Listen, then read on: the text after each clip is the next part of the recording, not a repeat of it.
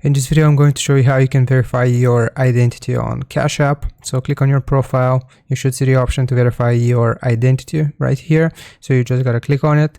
And the first step is setting up our personal info. So we gotta click on it right here.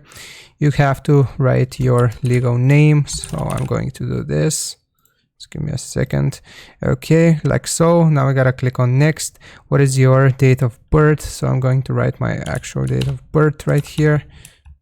And then gotta click on next, and right here is where you will see the last four digits of your social security number. So this is the most important step actually. So right here you have to write your last four digits of your social security number, just so they confirm that it's actually you, and they will match them to your name and see if it actually is you, like I said. So after you have written your last four digits of your social security number, you gotta click on next, and then that will be the end of the confirmation or verification process of your identity.